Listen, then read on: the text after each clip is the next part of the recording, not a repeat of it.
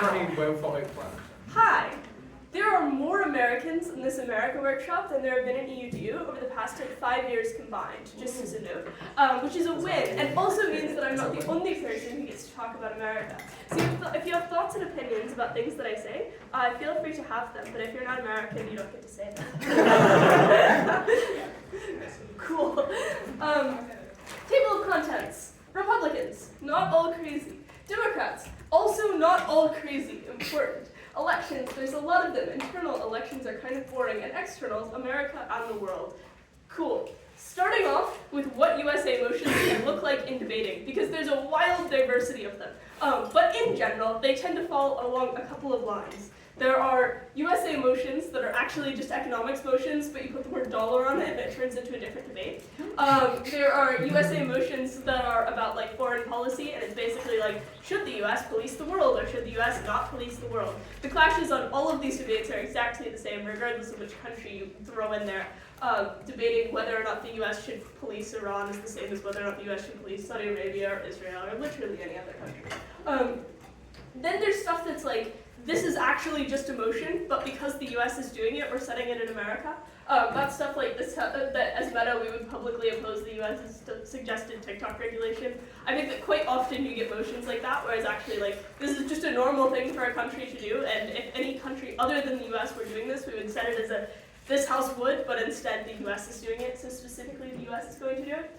And then there's this stuff that is actually probably American stuff. Stuff like American politics, like this house prefers a world where Mitt Romney won the 2012 US presidential election, that we should require all US presidential primaries to occur on the same day, US cultural dominance in media, Teach for America, etc. So, the goal of this workshop is to deal with the America-specific motions, because all of the other motions are motions you should just know how to debate by virtue of knowing how to debate. I'm not doing US economics, that is the one thing I'm skipping entirely that might be different. Cool. Starting with Republicans then. I think that there is a tendency to talk about voters in the United States, but particularly Republicans, as though they're actually insane and have no logical consistency, no internal thoughts, and just kind of do things. This is a thing that I think would be an equity violation if you did it about anyone other than American Republicans who have a tendency to be white, or at least semi-white.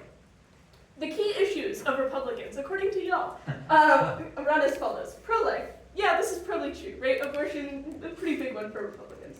Healthcare, and that there are minimal protections for said thing. Republicans actually just don't care that much about healthcare, to be honest. But yeah, I guess it's fair enough that it's probably a core issue, that one of their core issues is we don't care about spending money on this.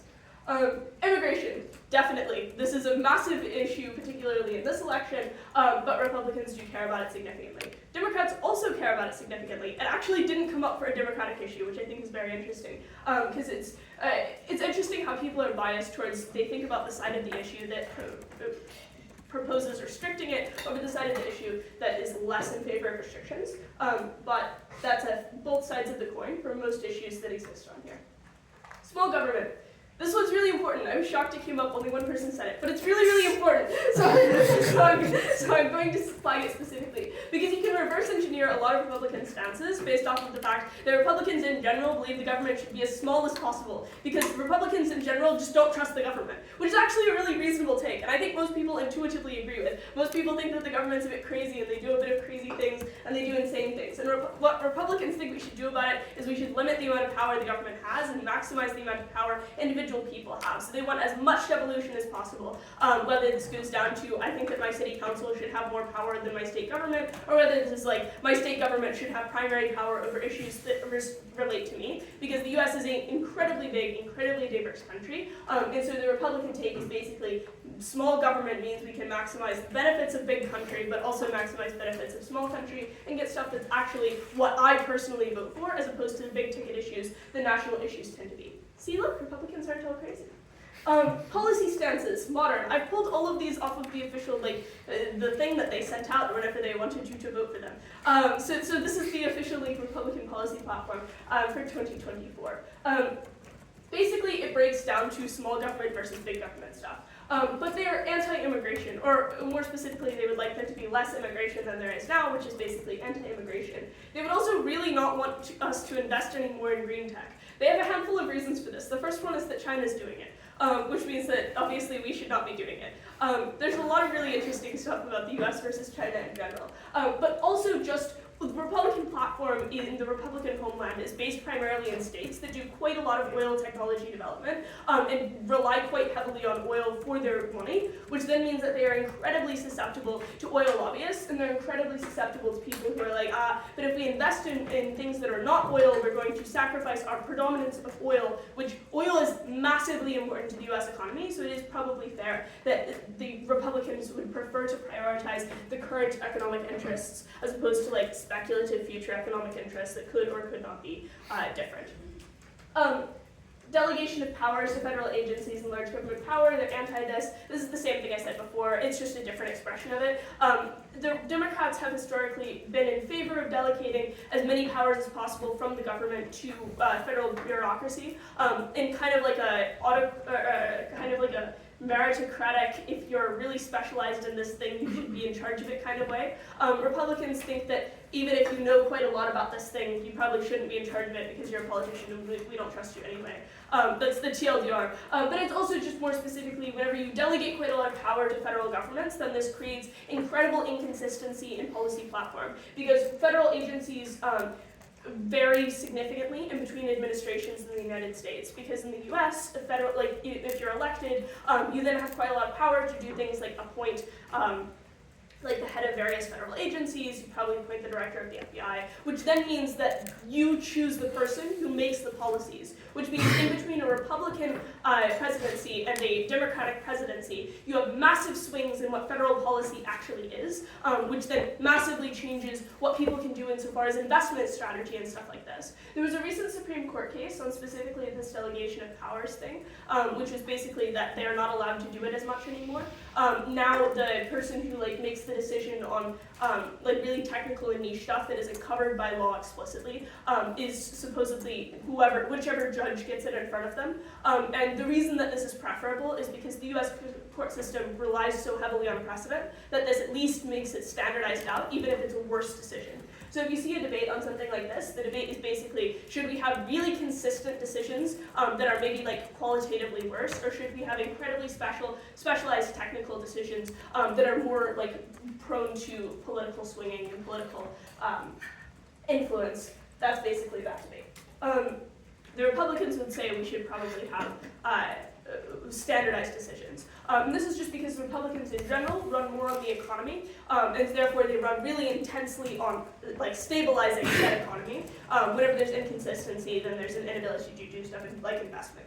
Fun fact about this is actually why in Texas we have basically no investment in nuclear power, despite the fact that nuclear power is probably a really good thing for us as an energy capital to invest in, because building a nuclear power facility takes about 30 years to do, and in that 30 years, the regulatory bodies are likely to change their opinions on what's allowed to happen for nuclear power plants about 30 times, and so no one actually wants to do the initial investment, to do nuclear power investment. So we have quite a lot of investment in stuff like wind, because it's pretty fast to put up a windmill, but we don't have very much investment in long-term energy strategies in Texas.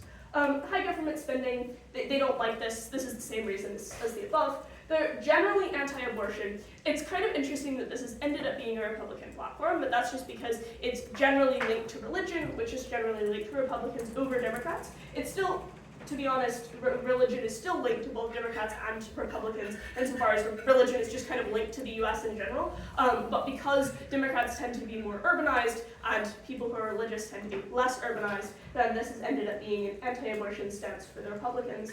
They're also really intensely anti-drugs. They love the war on drugs. They love the war on drugs in all of its facets. They would be thrilled if we could get rid of weed, etc. But this is less of a stance that they have now, but it does still carry over. They care massively about stuff like fentanyl and import and stuff like this, which then links back to immigration, because most of how drugs come into the United States is linked through border crossings and stuff like that. They're also generally anti-international aid. They would prefer that money be spent locally as opposed to internationally.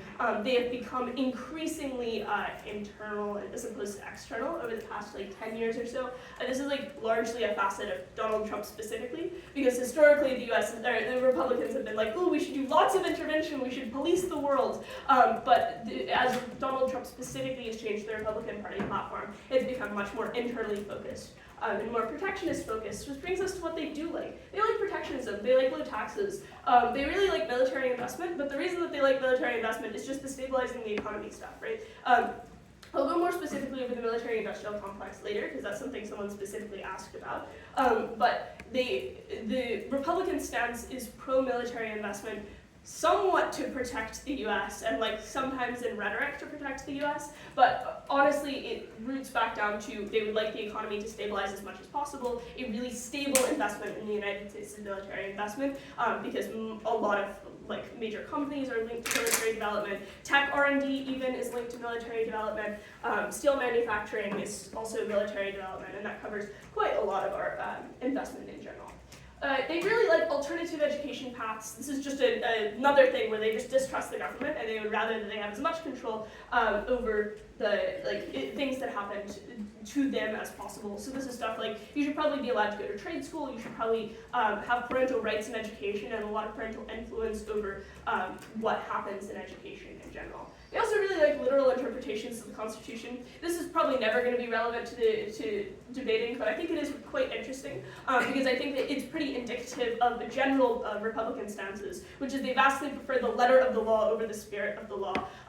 This is because they distrust the government and they don't trust the people who are going to be interpreting the law, so they would like the law to be as specific as possible. And if it's not specific, that's a skill issue and you should have written it better. None of the laws are written good.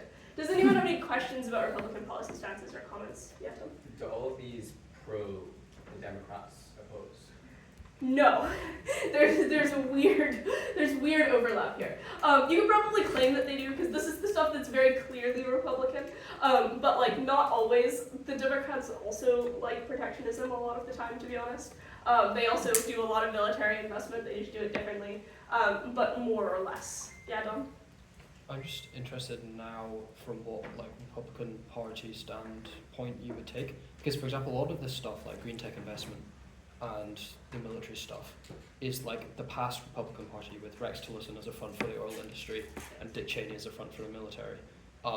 But now like a lot of these positions seem to be much more up in the air because Trump basically doesn't really care about this stuff, and everyone who was like part of the old Republican Party has kind of been booted out. Yeah. I don't know if that's entirely fair to say. I will say that the Republican Party as a whole is massive. There's like thousands and thousands of active members, like active Republicans on various state boards. Every single state has their own Senate, has their own House of Representatives. So you've got all of those guys, and you also have the National Senate and National House of Representatives and the influence they have there. I do think Trump is shifting the policy platform, but I think that most Republican voters, when they are voting on these issues, think about these issues in these ways. I think that perhaps Trump and perhaps his like old guard or new guard random people would take this in a different direction. I think that most of it will probably still be generally aligned here. I think Trump still does quite a lot of military investment and is still relatively pro the military because he understands that if he says fuck the military, no one's going to vote for him anymore. That's actually like his core voter base. And so I think that even if he is probably personally disaligned from a lot of this, and therefore expresses it in some of his policies that end up just kind of seeming like they're coming out of nowhere, he's probably going to align as close as possible here. Yeah. I find quite frequently in debates that happen, especially in Europe, is that people reverse engineer not like the history of the Republican Party and therefore the Republican platform, but like the coercion of Trump's narratives towards his supporters and therefore the Republican platform. So what's the best way to prove that most Republican voters, when they go to the ballot box, are voting like in line with policies as opposed to like Trump rhetoric? Yeah, so I think there are two kinds of Republican voters, and there are the people who are just voting on the basis of Trump. But I think, interestingly, those are probably people who have historically not voted, as opposed to being people who have changed their minds about what they're voting for.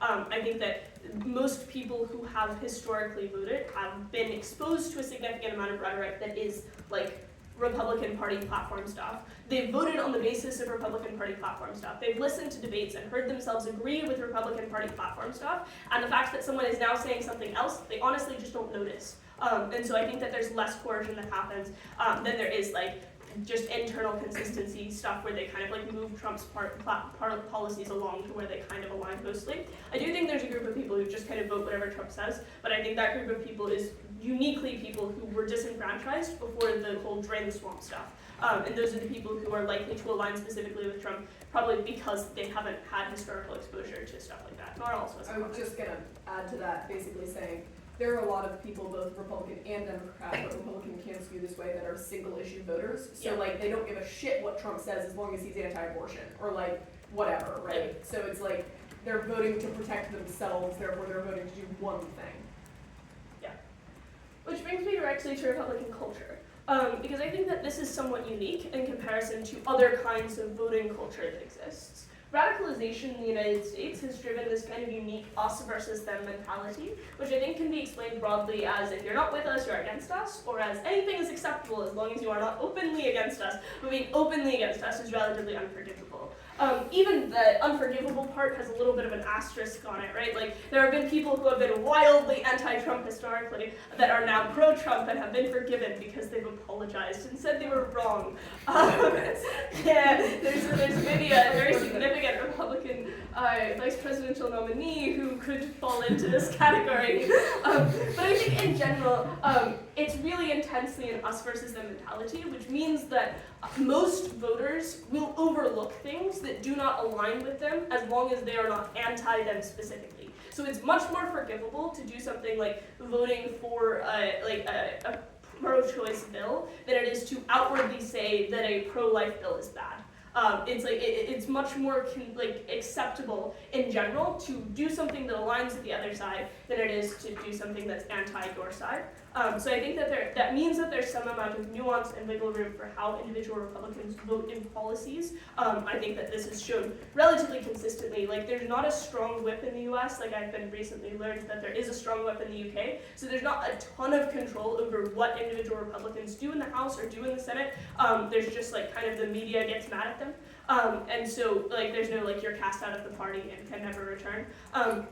And largely the media will not get hugely mad at them whenever they just kind of vote for a thing, and they're able to keep it quiet as long as they don't talk about it. And yeah, internal logic makes sense, just different priorities and different prioritization. Cool. Demographics, which I think is really, really interesting. All of this comes from the voters in the 2020 election, because we don't have data for this election yet.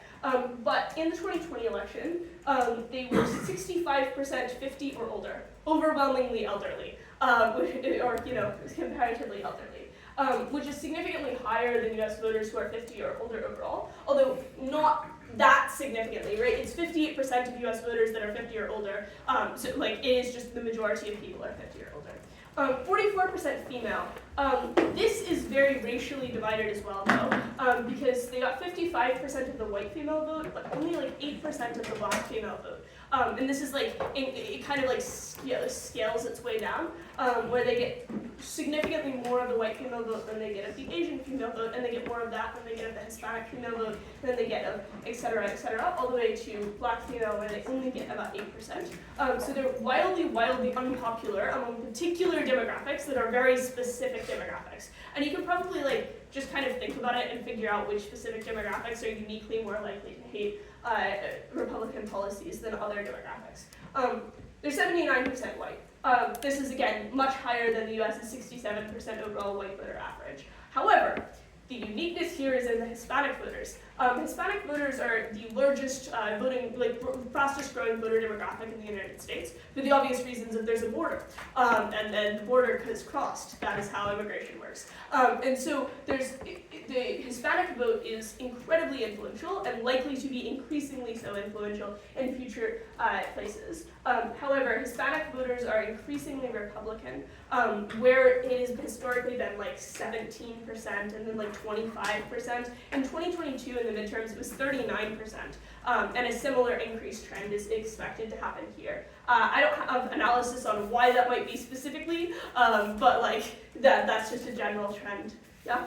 Are there any of these demographics or important demographics that are shifting between the elections, and do you know why that might be? Demographics that are likely to shift in this election specifically are women. For the obvious issue of abortion has risen to the top of the ticket. A lot of people are becoming single-issue voters on the basis of abortion, whereas historically they were maybe not single-issue voters. As far as race there are always fluctuations on race, but I think that there's not anything specific that's jumping out at me from the stats that I've read recently. Yeah.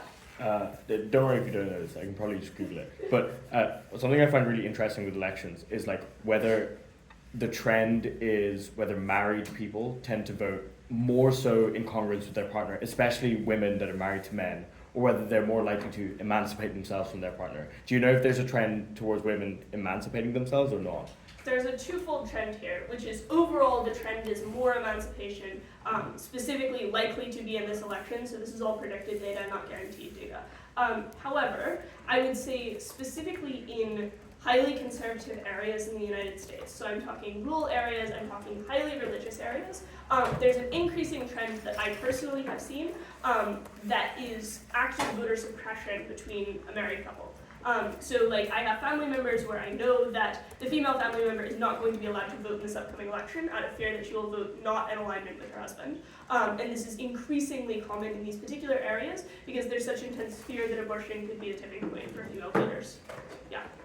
How much do identity politics play into U.S. politics? Because I think debaters tend to overinflate its value, but it seems like U.S. politics consider more like single issue voting and like previous political ties. Yeah. Nora, is that specifically on this or a different thing? It relates, but it's different. I would say identity politics is probably like medium relevance. Realistically, very few people actually vote in alignment with someone on the basis of their identity. You very rarely get specifically, you very rarely get Hispanic nominees elected successfully in majority Hispanic areas. You very rarely get queer people being able to take office on the basis of being queer if that's the issue that they're running on. Even in areas that are predominantly queer, like Midtown in Houston has had a few places like that, and that's a historically queer area, and I don't think they've ever had a successful election of a queer representative for that area. So it definitely is a thing that people like to talk about, but I think it's generally not particularly important and people don't vote on the basis of it. Nora? Is it helpful if I have a bit of information on why Hispanic voters may be Yeah, go increasing? for it. Please. So two reasons. One, Cyrus brought up, which is fair. There's a lot of an us versus them mentality between legal immigrants and illegal immigrants. But the second one is that 76% of Hispanic and Latino Americans are Christian, which can often skew that direction, especially if something you care about is abortion. Lauren? Would you say gerrymandering is still something that largely affects the vote? Yes. Gerrymandering is massively influential in the US. It's very easy to do, it's very hard to stop.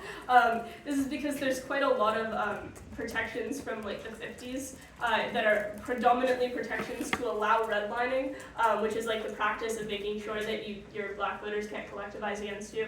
And so because of these historic laws that tend to result in weird legal protections, it's really difficult to stop people from doing gerrymandering. So even there's a case in the Alabama Supreme Court 2 months ago that was one of the most egregious examples of gerrymandering you will have ever seen in your life. It was pretty bad and it was pretty blatant. The Alabama Supreme Court was it's probably fine though, because I just don't think you can prove that it was only for the purpose of gerrymandering. It was probably for other reasons also. And that's all it takes really. So it's a massive problem and it continues to be a massive problem. It does just kind of flip back and forth though, because I think that even in areas where you're likely to get some amount of change in who's gerrymandering, both sides gerrymander. So it's just who's in power today, who's in power tomorrow, who's on first, who's on second. Cool, the Democrats. Key issues for the Democrats, according to y'all. Gun control. Actually, they care about this way less than you think. This is predominantly because there's a significant swath of Democrats who are just pro-guns. They just like them. These are people they might support some level of restrictions on them, but what they would view as reasonable restrictions might not be what you would view as reasonable restrictions. I think very often they would not be what you would view as reasonable restrictions. They might be yeah, I think you should have a background check before you buy your gun and maybe a 20-day waiting period. This would be a radical opinion for the Republicans, but I think for the average European, you'd be what do you mean you still get your gun? And so I think that this is probably a key issue, but only insofar as it's comparative. that they are more in favor of gun control than the Republicans are, but the Republicans are in favor of no gun control, so this is like not particularly useful or particularly helpful. This looks like things like Harris did not lose any votes basically in polling whenever she was like, yeah, I have guns and also Waltz has guns and also we like our guns and no one's taking our guns away from us on live television. Everyone was like, yep, sounds good, cool. Yeah. Healthcare and the expansion thereof. This is definitely a thing that the Democrats are running on specifically. This aligns with their more general policy platform, which I would say would be they are in favor of the government taking steps to correct problems that exist within society to a relatively high degree. So whereas the Republicans would rather the government like stay out of it and local people fix it themselves, the Democrats would rather that the government fix it, and they would rather, like, they're willing to take higher taxes, they're willing to take all of these things in exchange for things like an expansion of healthcare, price caps on insulin, etc. Diversity, equity, and inclusions, yeah, they're pretty into social policy. Like, I would say they're more into social policy than the Republicans are. I think that a lot of diversity, equity, and inclusions policies probably can't be traced back to a particular political stance. I think very few people make their decision of Republican versus Democrat on the basis of who has more diversity in their parties. I think that there's also a decent amount of particularly gender diversity in the Republican Party, but I think that this is a thing that the Democrats tend to platform to a higher degree than anyone else, and they also have significantly more racial diversity. Pro-choice, yeah, this would be the thing that they are hugely on clash with against the Republicans in this particular election, but also just in general. They are very pro-choice. They would like this to be enshrined in federal legislature. They would like this to be enshrined in things like state constitutions, whereas Republicans would like the direct opposite to be enshrined in exactly the same things. Interestingly, there is at least one state in this upcoming election where both issues are on the ballot. So there's quite a lot of states in which there's an issue on the ballot that's like, we would like abortion to be outlawed past 6 weeks. And there's quite a lot of states that are like, we would like abortion to be legally protected up to 22 weeks. But there's one state, I think it's Idaho, it's up in the corner there. There's one state where there's both a measure to ban it after 6 weeks and a measure to protect it up to 22 weeks on exactly the same ballot, which is going to cause really, really interesting outcomes because it means people are directly making a choice right then and there on which one they would rather have. I'm very interested to see how that happens. Yeah. When you say on the ballot, what does the ballot paper actually look like? Does it say like Donald Trump, Kamala Harris, pro-abortion? Yeah, so I will have more on that. American ballots are really long and extensive, but basically, yes, it will have like, do you support, and then a specific text that everyone has agreed is the text of the thing, and then right underneath it, do you support, and then a specific text that everyone has agreed is the text of the other thing. Policy stances, they're like generally anti-guns. They're more anti-military investment than Republicans are, which is not massively anti-military investment, but more so than the others are. They're relatively anti-agricultural subsidies, which I always find really, really interesting, because this massively hurts the Democrats in like the Midwest, where agricultural subsidies are like the root of their livelihood, right? Their financial profitability is dependent on the government giving them money to a really high degree, and the Republicans are relatively happy to give them this money. It's stuff like dairy subsidies, stuff like wheat subsidies in particular areas. Ethanol subsidies is massive. The Democrats are like somewhat more anti this, but whenever it comes down to it, they generally tend to support maintaining them. They just like to say that they would not like to maintain them in the future. That's not how they vote though. Oil investment, they would like to do less of this. This is because they would like to do more green tech investment, and so they make a direct trade-off. I don't actually think that these things are a direct trade-off that needs to be made. I think it's really interesting in US politics where they like to create false trade-offs that don't really exist, where it's like you must do one thing or the other, and you don't actually have to do one thing or the other. But then at the same time, there's lots of things where they do have to do one thing or the other, and they choose to do neither. So it's very, very nice and useful around here. They are pro-LGBT protection. They're pro this specifically being enshrined in the law. This is where this becomes like somewhat of a religious clash because the Republicans have a religious basis to oppose this, Democrats don't. This means that LGBT protection, because it's not enshrined significantly at the federal level, is enshrined to incredibly varying degrees state by state. Because every state is controlled by like relatively different politicians who are like sometimes very different in policy, like Wyoming and California are going to have just very, very different politicians because one of them's red and the other is not red. blue. And so the outcome is that you have some states in which it's very easy to do stuff like access HRT or like hormone replacement therapies. States like Oregon, I have one friend who goes in between Oregon and Texas for school, and as soon as they go back to Texas, they can no longer get HRT in any way, shape, or form, which is really bad because that's a health risk, but Texas actually just doesn't care. So it just means that there's intense variability in the level of protection that exists between different states. Also pro-high taxes, pro-government investment in social programs. They're pro-data privacy, which is a hot take in the US. And they're pro-abortion access existing healthcare support. And they're more pro-international aid than the Republicans are. Lulu?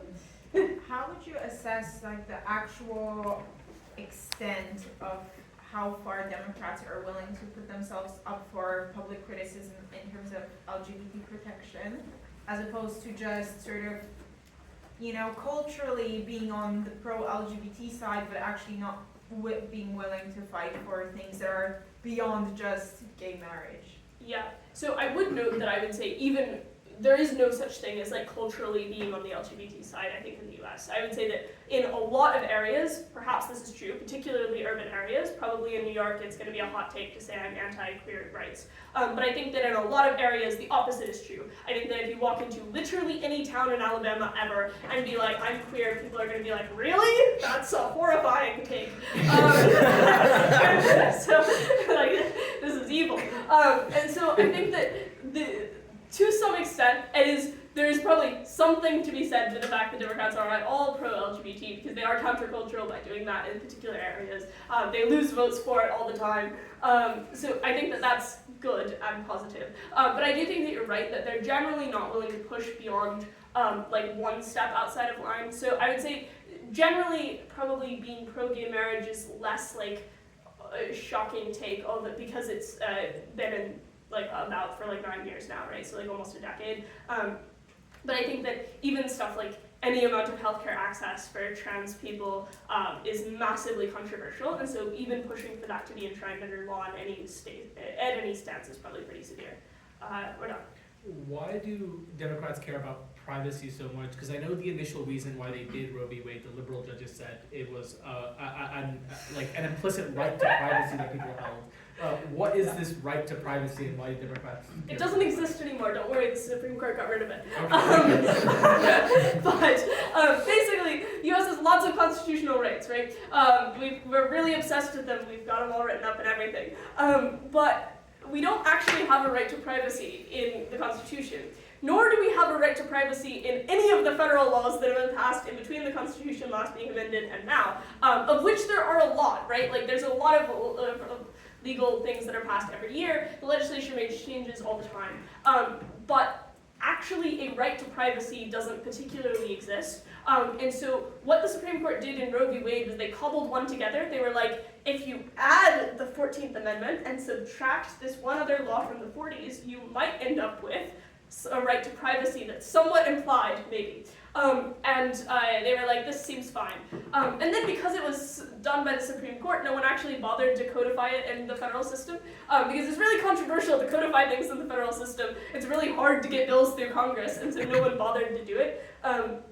There's now like a handful of like random laws that are sort of created under the presumption that you might have a right to privacy, maybe. But because the Supreme Court got rid of it, these laws are now massively in question, and most of them are going back to the court system to decide whether or not they're valid. So it's stuff like, can Facebook take your data, actually? And the answer is maybe yes, depends.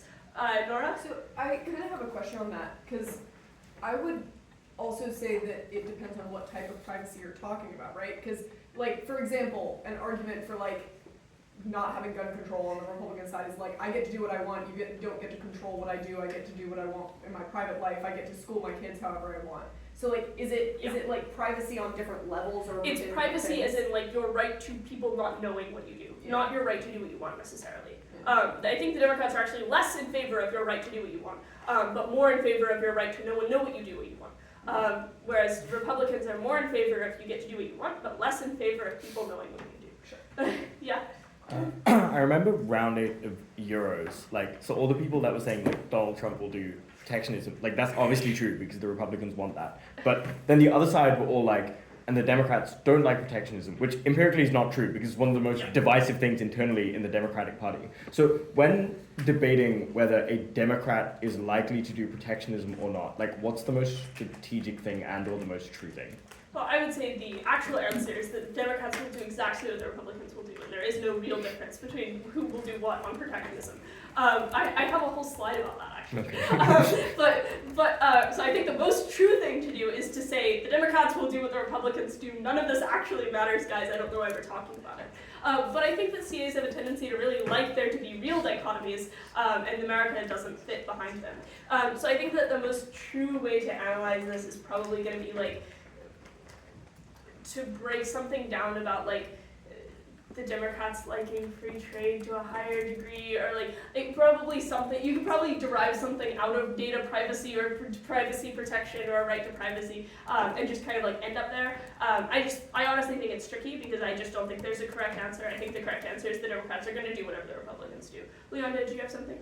Yeah, I do. I guess I'm just curious in terms of how it like fits into the general stances, and that's the issue with like police. I'm not sure how often it actually comes up in debate, but I mean, I think to some extent you think with like a push for greater government overreach or whatever, that the Democrats would end up being broadly more pro-police than the Republicans, but I think... Yeah, that's one of those fun issues that doesn't fit into a box nicely. You're right, like if you think about it logically, realistically, the Democrats should be more pro-police and the Republicans should be more anti-police. The way that this actually ends up manifesting is the Republicans are pro-police mostly because the Democrats are anti-police.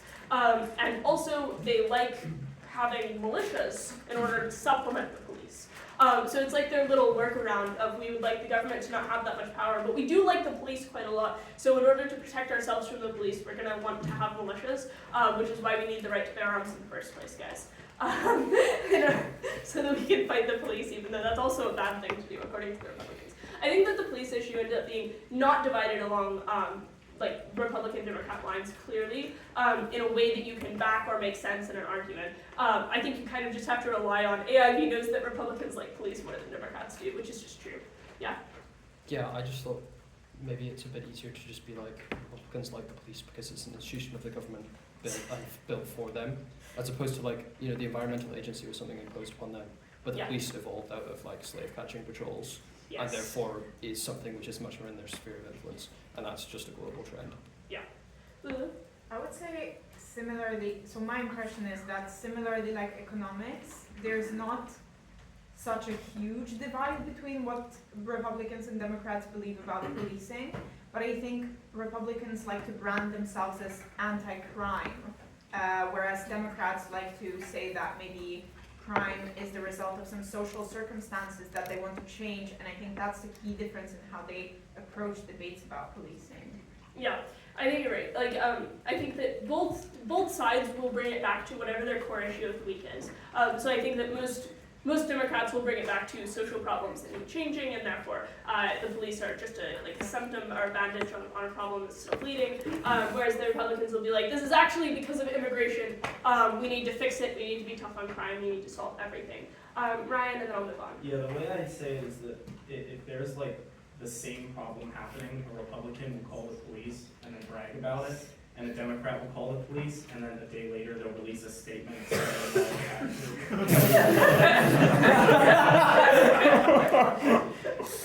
Yep, seems about correct.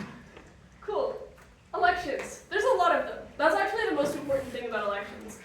There's like a shit ton that you're voting on at any given time. On my November ballot, I had 15 Texas and national elections to vote on. That wasn't covering all of the fun and exciting little constitutional things that they were maybe sort of trying to do. So those were also on my ballot as like things to vote on. What this ends up meaning is that a few things. The first thing is no state will let you take your phone into a polling booth. You have to like turn it off or leave it outside. The second thing is there's a lot of things on your ballot and you're not going to remember them. So this creates really interesting trends in voters, which is that they actually just don't know what they're voting on.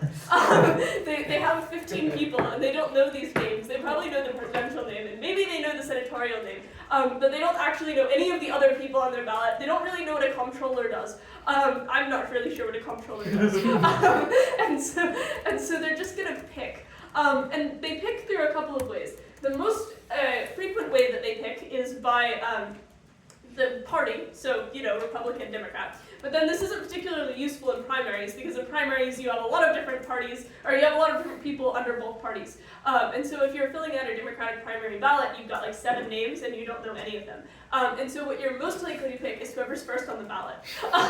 So the number one indicator of whether or not you're going to win your primary, if you are any kind of politician, is where your name is on the ballot. So this is a massively important thing, and people care a lot about the randomization of it.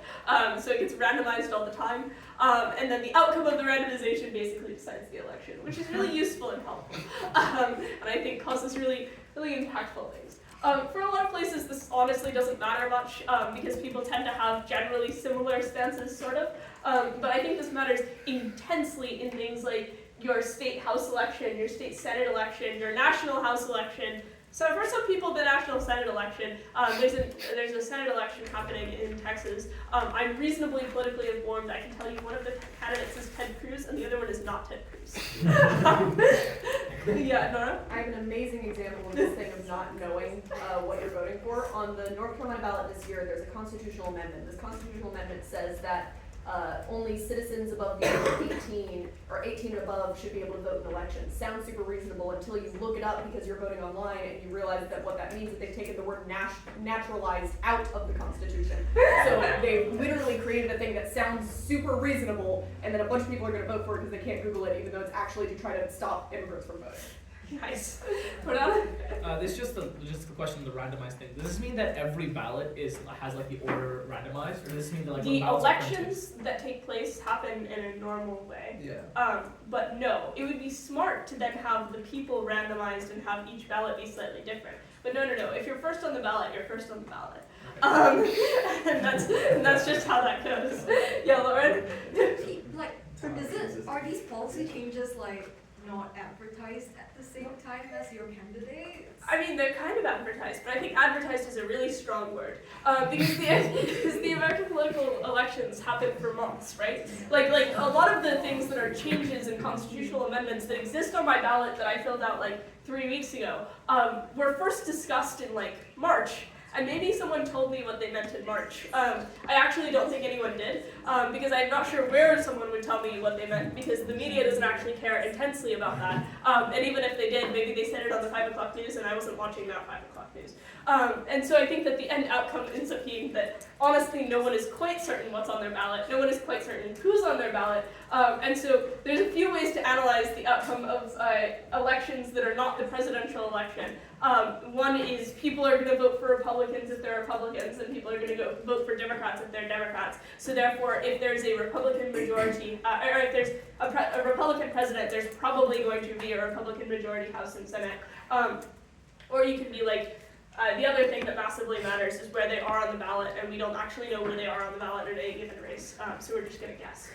The state house and the state senate end up being really influential for the day-to-day things because they change the legislature of every single state, but they end up being primarily controlled by what party they're a part of, which is to say Texas always has a Republican majority House and Senate, and then also where they are on the ballot, which is really useful.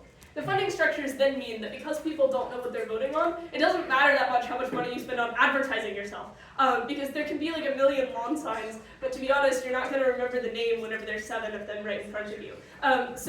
Although funding probably matters intensely for presidential elections, for Senate elections, and somewhat for some House elections that have a tendency to flip back and forth because they're in swing areas, which I'll discuss in a moment, funding honestly doesn't matter intensely for literally anything else. Mayoral elections, judicial elections, police elections, council races, state house, state senate, judicial and board races, all of which will be on any given ballot, which is really useful.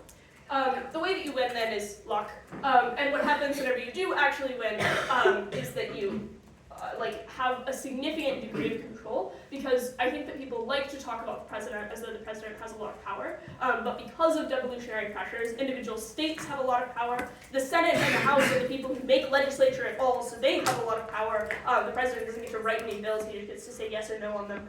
And then judicial, people who are on the judiciary have the capacity to significantly change interpretations of individual laws, and have been given more power by the decision I said earlier about regulatory bodies having less power, which then means that judges have more power, which means if you don't actually know that much about something and you're about to rule on it, you probably should read up, because that's going to have massive, massive implications. Cool. Let's look at the presidential election results. This is my favorite map. This is my favorite map because it actually does color in a normal way as opposed to doing it in an insane way. Because I think the map that most people like seeing is here's the states, and the states are the color. But it's actually more like that, which would be the size of the circles represents the relative population of each county, and then every county has its own little dot. So there's the dot for them, there's the dot for them, dot, dot. And so that's what it actually looks like. You can see that blue areas are pretty urbanized and concentrated. Oops.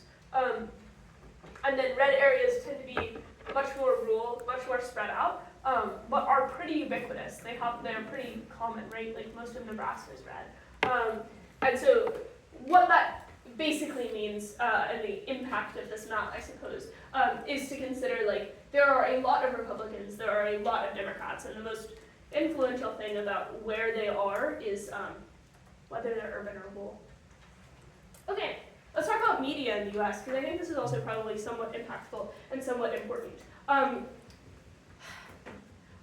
I am reasonably cynical. I think there are two takes on media in the US. There's either the cynical take, which is all of the media is lying to you all the time, and none of it is telling the truth at any given time, and probably you can't trust any of it. And then there's the other take, which is I have my personal favorite news site, and I trust my favorite news site implicitly.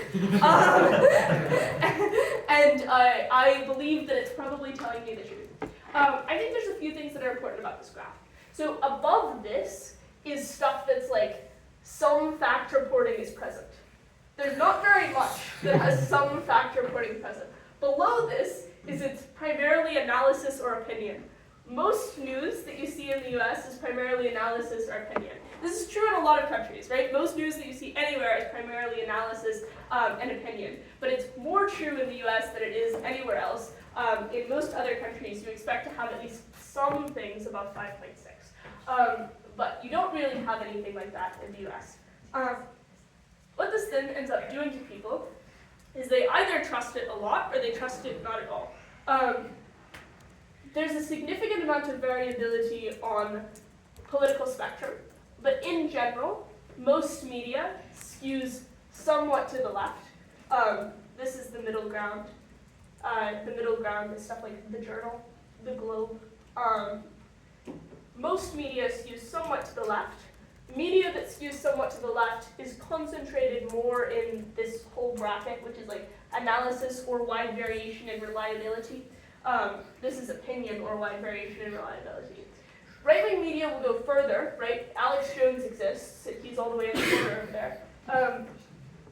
But it's a bit more spread out, I suppose. So you expect more variety in opinion versus fact-based media from Republican media than you do from Democratic media. Now, I'm saying Republican versus Democratic media, even though it says left versus right-wing, because realistically that's what it is, right? Because there are only two political parties, you end up having a right-wing and a left-wing. This means that there's a lot of stuff like strategic voting, right? There's a lot of influence on the way that you choose to vote on the basis of what you expect to happen as an outcome of your election, and whether or not you expect your vote to matter at all.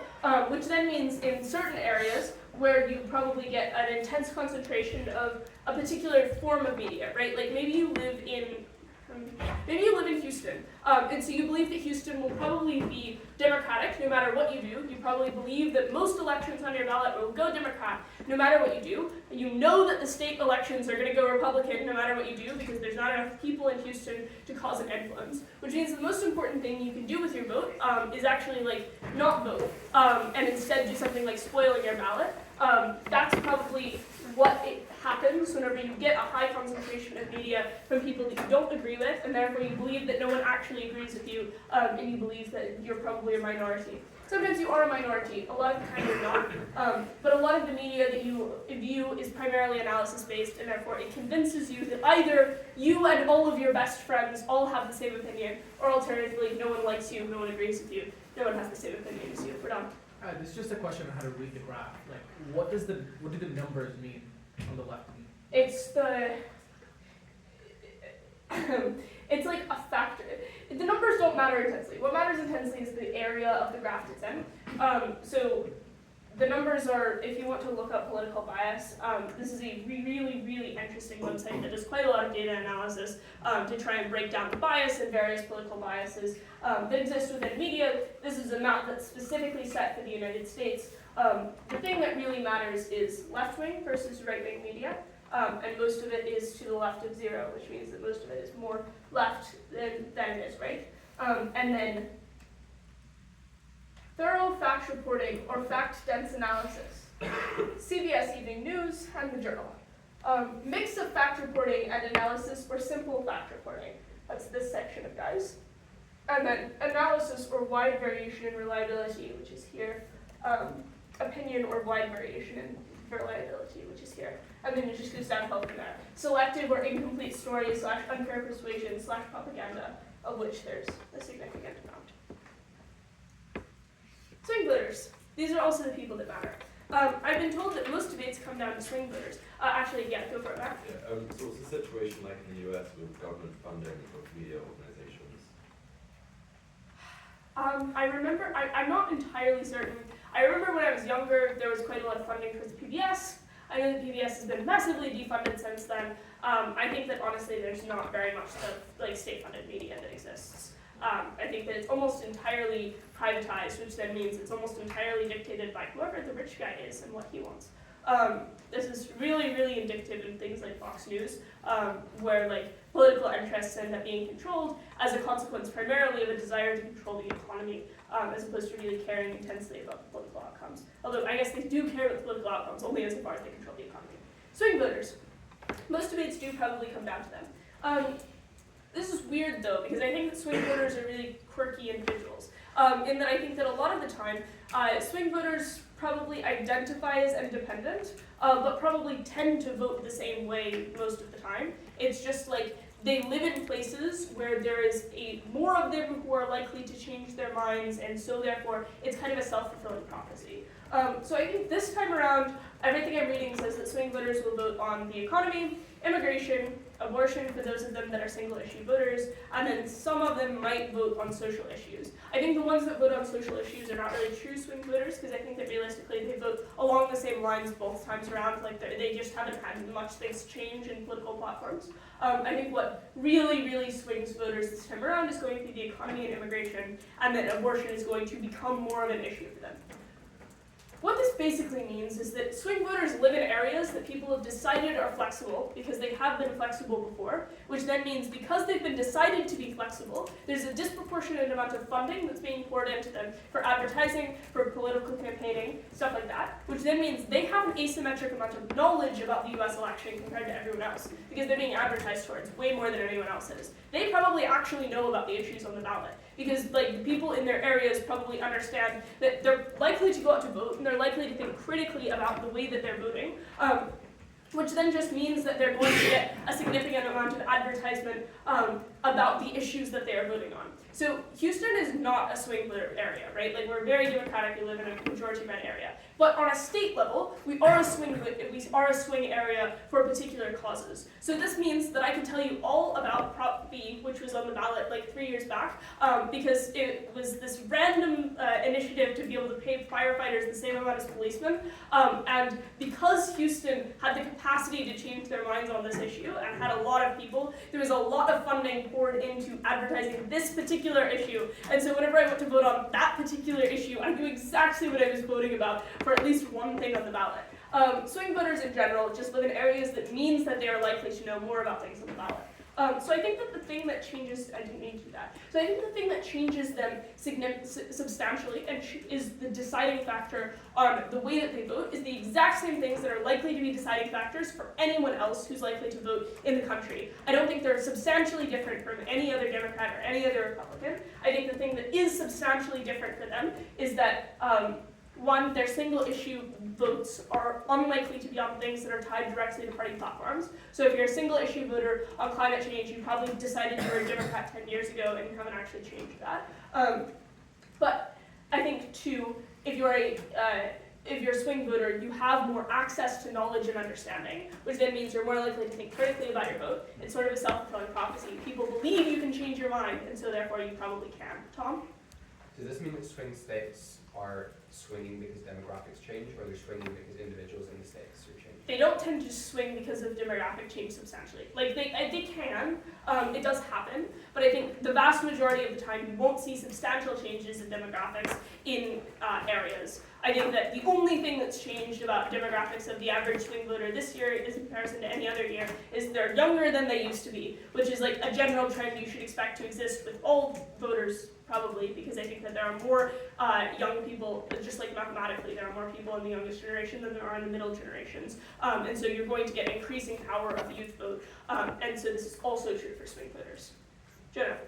So if swing voters are more informed because of they have more advertising targeted towards them, does that imply that advertising can actually be quite high quality, meaningful content which can inform vote? Yeah, it can be, specifically for like high level elections, right? So I think that advertising is likely to be incredibly influential for the presidential election, incredibly influential for really important Senate races, because there's a lot of money being put into it. And so both sides have an incentive to do this well, both sides have the capacity to do this well. This looks like things like they're hosting issue-specific debates on things that swing voters actually care about, and then means that they're actually talking about those issues, which then means they feel valued and means they're more likely to vote for a particular party.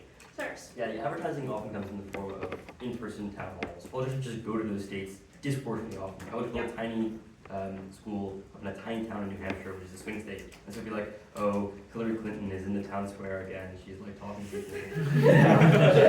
They do it all the time. So yeah. Cool.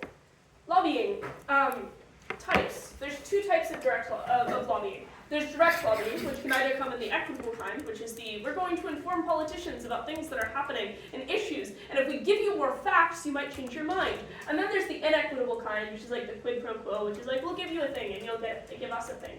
There's also indirect lobbying, which is called grassroots lobbying. And indirect lobbying broadly looks like particular interest groups doing a ton of funding in order to try and get a social justice movement going. In Texas specifically, grassroots lobbying looks like a bunch of money being poured into protests that occur then outside whenever the NRA is hosted in Texas, right? And that is the intention of it is to encourage politicians to change their mind on the basis of showing them how many people care about this issue. Direct lobbying convinces politicians to change their mind on the basis of what the politicians can get out of it. Either it's the right thing to do, or you can get a lot of things out of it. What are the benefits of lobbying? Because I think this is the thing that I'm always confused about whenever people are like, you can get lobbying, and then lobbying changes politicians' minds. Because there's a lot of laws about how much money you can give to politicians in the US. There's a lot of ways around these laws. Primarily PAC fundraising, where you donate to a company and then the company does the donating for you. Because corporations are people too, guys. But I think that the things that are more interesting is stuff like future jobs. Quite a lot of lobbyists have connections to companies that whenever you're done being a politician, you need something to do with your life. And you can very often get incredibly lucrative jobs just by having connections to lobbyists who then you can become a lobbyist yourself, or maybe you can just do something else in those companies. They can do stuff like give you expertise and information. I think very often you get lobbying where people offer to do a survey for you and offer to pay for a survey for you in exchange for you voting a particular way on a particular issue. And you can do stuff like constituent endorsement. So if you are like the trade union, you're like, vote this way on this particular issue. And if you do that, then we as the trade union will endorse you. And then most of our members, because most members probably will vote along the lines of the way that their union members endorse, will probably vote for you, which means you're able to continue being in power. I think that lobbying is relatively impactful in the United States. There's like massive amounts of money that go into it. I think the number I saw is that Wall Street spent $2 billion trying to change the outcome of the 2020 election. I think that's reasonably common.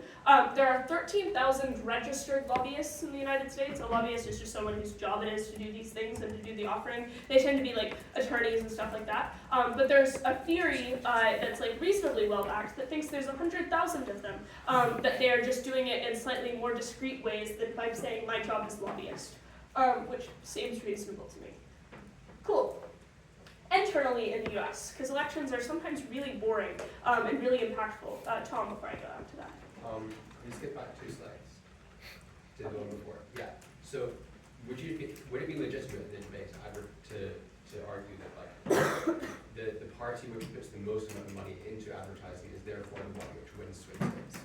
Like how would you advertise that you're supposed to win those swing states? Yeah, I think that this is probably true. The people who put the most money into it are able to get their policies out, their names out, which obviously that's somewhat important, and therefore are more likely to do it. This is not like a direct one-to-one, right? I think the Democratic Party has spent more than the Republican Party in the past like 3 elections, and they've only won one of them. Or maybe it's just the last 2.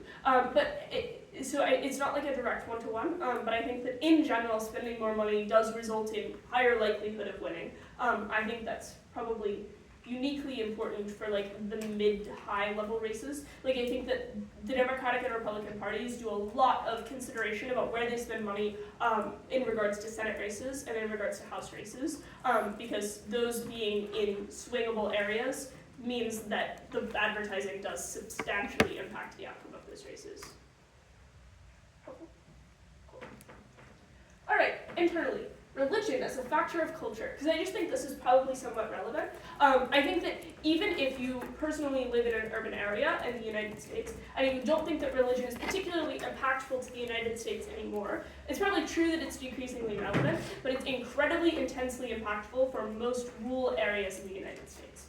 I think that religion tends to matter intensely in particular circles. I think it matters disproportionately so in circles that are Republican powerful circles, and rural areas in general, and therefore like is pretty influential there. I think that it makes for really interesting analysis a lot of the time. I think that if you're trying to explain why America is like a way, you can usually step back and think about why Christianity might be like a way, and then you can probably figure out the reason that it's like a way on the basis of why do Christians believe this thing, or do Christians tend to believe this thing in general? This is because it's just really baked into culture, right? It boils down, it's like the thing that people laugh about, which is like the Pledge of Allegiance has the phrase under God in it, which means that every single morning, every child who attends the public school and most children who attend a private school say one nation, under God, indivisible, and then move on with their lives. And this is like not massively impactful to you, right? But it is just part of your culture and therefore instills itself into you in kind of a subversive way. I think that if you have the instinct to use analysis about Sharia law in a particular like Islamic country, you can probably use that instinct to apply to the United States and do exactly the same analysis, just copy-paste a different religion and slightly different outcomes. Because I think that in general, religion is probably equally influential in those 2 areas. It's just the way that it's influential and how conscious people are of it. I didn't put this number on the slide, but like a significant portion of the United States is religious. That's this. A lot of people identify as religious. These are just the people who identify as religious, though, which I thought was interesting, because everything that is not orange is a form of Christian, except for purple, which is unaffiliated. So these guys are all some kind of Christian. White evangelical Protestant, white mainline Protestant, white Catholic, Orthodox Christian, Black Protestant.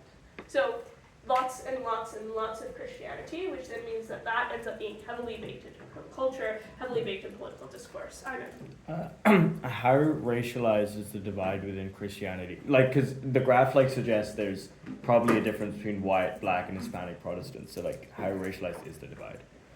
It's just like what flavor of Christian you are, to be honest. I think that the best way to just I think there's not a great way to describe this other than like by going to it, but there is just like a concrete difference between a black church and a white church, and it's like a culturally based difference, and it's like, do you like gospel songs? And then similarly, like there is a culturally based difference between going to a Hispanic church and going to a white church, and it's probably like how good are you at like being friendly to people, and also like a significant portion of how influenced are you by Catholicism. Yes, Cyrus.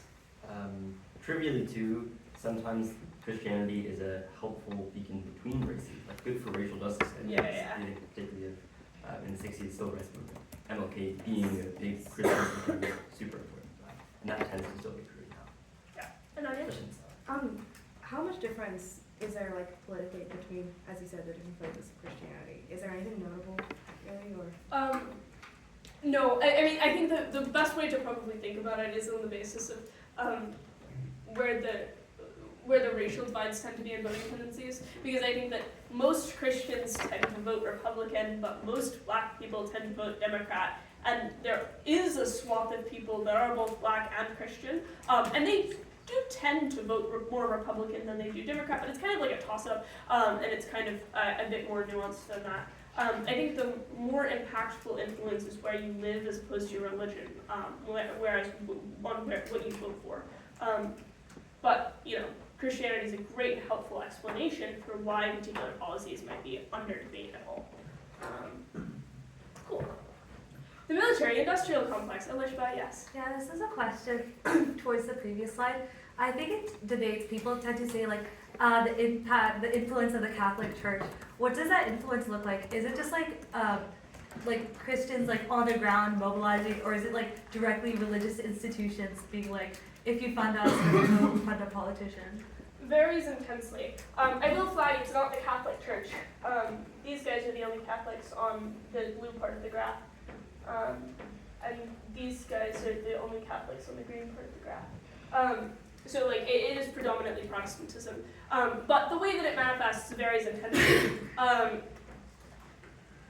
I have been to churches in which the way that this manifests is they bring up all the people who are attending the church and also running for office, and they put them on stage, and they say their names, and they put their names on slides, and they don't tell you that you should vote for them, but they do tell you should pray for them.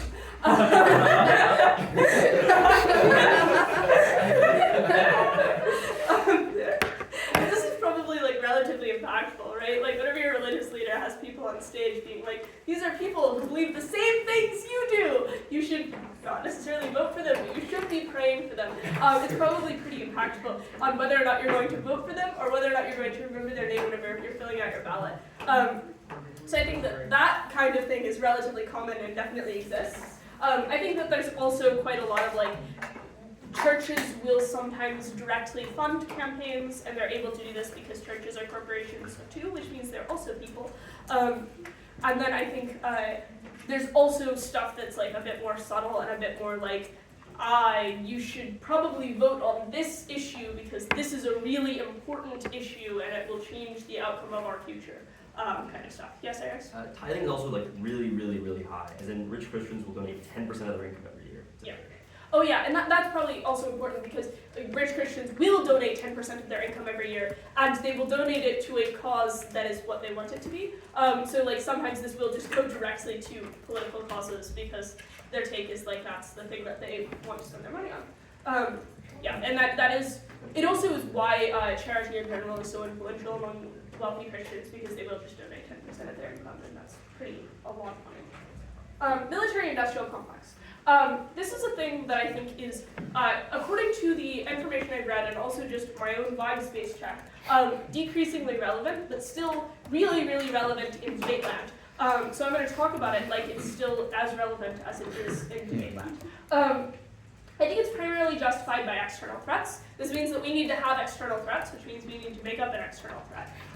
This external threat can be a lot of things. I think it varies intensely. I think in the early 2000s, this looked like the threat of the war on terror. I think that this has historically looked like stuff like the war on drugs. I think it probably right now looks like the threat of, oh no, immigration is ruining our country. And also looks like things like, oh no, wars in the Middle East and also wars in Europe are going to spill over.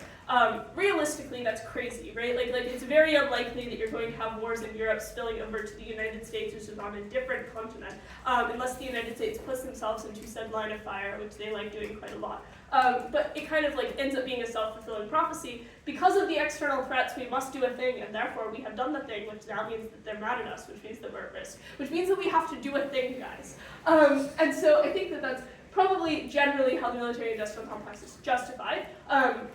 What does it actually look like, though? So there's three parts to it. There's the defense contractors, which are things like Lockheed Martin, that are massively, massively influential companies that hold a lot of share in the US markets. And then there's the DoD, which is the people who make the war plans. Yay, hooray. And then there's the lobbyists, who are like the go-between, in between the politicians, / the DoD in general, and the defense contractors, who are the really economically influential stuff.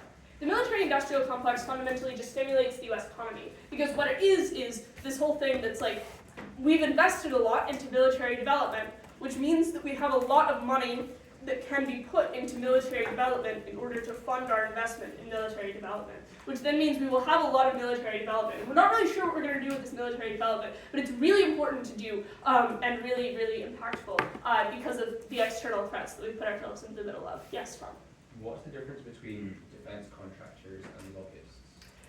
The lobbyists are the people hired by the defense contractors because they have just a different skill set, largely. Like, I think that defense contractors are the people who are, like, the companies. It's Lockheed Martin. It's the people who are doing that stuff. The lobbyists are the people who are, like, specialized attorneys who probably have unique connections to places, to people in D.C., who have a lot of practice convincing politicians to do things. And so they get hired by Lockheed Martin in order to convince a politician to do X thing. What does it do? It ends up driving tech research and development to a really high degree. Like, a lot of technology advances that have happened in the United States over the past, like, 70 years can probably come down to the military-industrial complex, because whenever you're doing a lot of testing for military, sometimes you end up with things that are useful for people, which is, like, the same thing when you also end up with things that are useful for, like, medicine and stuff like that. But because you're just doing so much testing and so much development all the time, this ends up being really important. I think that it also tends to shape public perception of the military to a high degree, because the complex in general has a lot of, because it's so economically powerful and has so much lobbying power, it has a lot of power over media, like not just like media like Fox News, but also has a lot of power over like Hollywood. And so you get a lot of movies out of the United States that paints the military in a particular way. You get Mission Impossible 8. And so the reason that you get this is just to try and control the public perception of the military as a thing that's broadly positive and as a thing that's like heroic and important to invest in. And so it ends up being a self-perpetuating cycle. So there's a lot of money that is spent directly on encouraging those kinds of things. I'll take Freya first. And specifically, just a useful fact is that they tend to just let films use their like military assets for free in return for some editorial control of the script, which is sort of how that ends up happening usually. Exactly, and some editorial control generally ends up being, please do not bad talk us, please. And they don't, because that's the deal. We're done? Well, wonderful. Cool. It's not particularly transparent in the military-industrial complex. I think it would be doing a bad job if it were particularly transparent. But this means that broadly, very few people actually know what the money is being spent on. Actually, I would say probably no one actually knows what the money is being spent on. People know different facets of where the money could be being spent in particular areas, but no one has a huge, big picture of, I know how every dollar the US military is spending is going. I think this largely includes politicians. I think that politicians know less about this, well, they know more about it than the average person, but they know less about this than you probably think they do, because the person who knows the most about the military-industrial complex is probably some random senatorial aide somewhere who had to write up the 3,000-page report that no one then actually read on how the money is being spent. This has caused a lot of drama in the past, right? Like, I think that in the 80s there was the thing with the $680 toilets, which then meant that there were $680 toilet lids that people were like, we're just not sure why we're spending this much money on toilets, guys. And it means that there's a lot of inefficiencies within the complex, which is why people are really skeptical of it in general. But I think that the average person cares more about feeling safe in their own home, which is like the Republican take on it, right? Like, the military-industrial complex has the capacity to make you feel safe because you know that you have more power than anyone else, which means you're less likely to be attacked. And then it like generally just kind of changes the public perception of government oversight and privacy laws. And then, You said at the beginning that this is like in the real world, that this is kind of decreasing in relevance. What is actually happening? Like, what is actually happening with it in the real world? So historically, the big proponents of the military-industrial complex have been the Republicans, who want us to spend more money on foreign defense and want us to be more powerful and, walk softly, carry a big stick. Theodore Roosevelt vibes, right? Except the problem is Republicans under Donald Trump don't want to spend money on other countries, they want to spend money on the US. And so they kind of want to decrease military spending in the way that they want to decrease foreign aid spending, which then is functionally US military spending, right? If you were going to spend $3 billion on Ukraine, what you were actually going to do is not give Ukraine $3 billion. You were actually going to give Ukraine $3 billion worth of military equipment that was then going to be used, and probably Ukraine was going to pay you for people in order to use this military equipment at all. But if you're not spending $3 billion on Ukraine, you're not spending the money on the complex, which means that the complex is being weakened, and it means there's some amount of internal incongruency in that they would still like to finance the military, but they just don't want other people to use the military, which is a lot of how the military is used. We don't have that much use for the military. That's right. Can I just give an example of the R&D thing? Yeah, go for it. Okay, so this has a massive impact because the original internet was funded by the military, and it's not an accidental use for this kind of thing. The military specifically needed a tool which would be encrypted one-to-one communication that were also decentralized, so that people couldn't break it or destroy a central hub. And that's really important for how we use the internet and the fact that we can post anonymously on the internet. But also miniaturization, the fact that you have small cell phones is also a military invention because they wanted small stuff. Yeah. So it's quite big. Jenner? I guess just two quick facts I think help illustrate the point. Actually the EUDU is the only department in the federal government that has failed all of its audits. It only started auditing in 2018. So actually, really nobody knows what money is being spent. And the other thing is that, I guess it's a bit of a weird thing, but traditionally the Republican response to the military-industrial complex when they have acknowledged that's happening under Eisenhower has been to replace the expensive military with nuclear weapons, which are considered to be relatively cheaper. So that is, I guess, their solution to it. Oh, I was just gonna say, the example of how they can change public perception is, one, they funded a bunch of video games to be made that was incredibly pro the US military, and being guys, this is so fun, but they've also changed the way they do training to specifically appeal towards people who they think are more likely to be able to join the military, which are sad, lonely gamers. But this also means that they put money into YouTubers to sponsor them in implicit ways, because it's less implicitly open sponsorship laws. They just have their hands in a lot of ties and can quite a lot of stuff. Cool. Okay, I'm going to move on from the military-industrial complex. There's lots of fun things there. But honestly, I don't know how often it comes up in debates. I think people just kind of use it thoughtlessly as a mechanism. Now you can use it thoughtfully as a mechanism. Cool. External, America and the world, finishing off the workshop. Imports and exports. We're going to start with the export map, which I think is really fun and exciting. This is the map of which US states do exporting and which ones we should care about. Texas.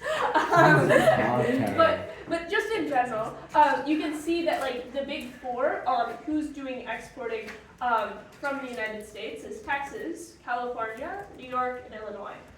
Everyone else is also doing some exporting, but they are doing overwhelmingly more exporting than anyone else. What are they exporting? Gas. Primarily for refined petroleum. Then they're exporting some cars and some integrated circuits, a little bit of vaccines, blood, and antibodies. So broadly, these are the states that matter whenever you're talking about oh no, this state's going to suffer from a natural disaster. It really fucking matters if Texas suffers from a natural disaster, because it massively impacts the US's ability to then export petroleum in the next year, and it massively impacts the US economy as a consequence of that. Florida, maybe not so much. Maybe we care a little bit less if they get massively impacted. North Carolina, sorry, Nora. But yeah, so it really matters whenever Texas, California, New York, or Illinois get hit really massively. California has earthquakes concerningly. New York's pretty stable. Illinois has wind, but they're pretty stable. Texas is on the coast, and so it gets hit by a hurricane once a year, at least. The other thing that's really interesting then is where are we exporting to, which is Canada, Mexico, China. Those are the big people that we're exporting to primarily. China's really funny because then it's really ironic whenever we start trade wars with them because we kind of need them. But no one really likes to think about that very much. We're primarily exporting to Canada, Mexico, and then a smattering of other places. Where are we getting things from? And what are we getting? So these are imports, primarily from China. Again, why are we starting trade wars with them? But we continue to do so. And then this is the stuff that we are importing in general. The United States imports about $1 trillion more goods than anyone else in any given year, mostly because the United States likes to consume things. They're a very consumerist culture. They're doing a lot of production, but they're not doing very much production of things that they're using. And so then they end up importing a ton of things from outside. Exciting things. Now, who is the US friends with? I found 3 different maps that have slightly differing opinions on this, and so I think they're all really interesting to look at. Here, red is who we're not friends with, and blue is who we're kind of friends with, gray we don't care about. Here, green is who we're friends with, red is who we don't like, and yellow we're like kind of neutral about. And then here, green is who we're friends with, orange and red are who we're not friends with, and they don't know about purple.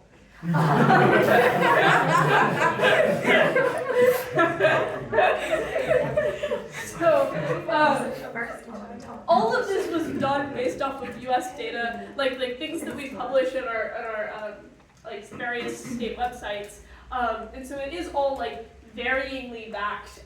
But you see that there's like a general consensus that probably we're not thrilled over here. We're pretty allied all the way across these 2 continents, and then Europe is pretty solid. Africa is a bit scattered. But yeah, that's the TLDR of who to connect with and who the US actually likes. Also, probably really important, Middle East. Everyone agrees that there's some level of problem in the Middle East. Cool. Policies on China. And the culmination of the entire workshop, because I think that this is the most fun one. We're going to guess whether this is a Democratic or Republican policy on China. Because, we've talked about all of the differences that these guys have, so surely they're going to disagree on something. Tariffs on solar panels. Do you think this is Democratic or Republican policy? That's bipartisan. Democratic. Oh, bipartisan. Yeah.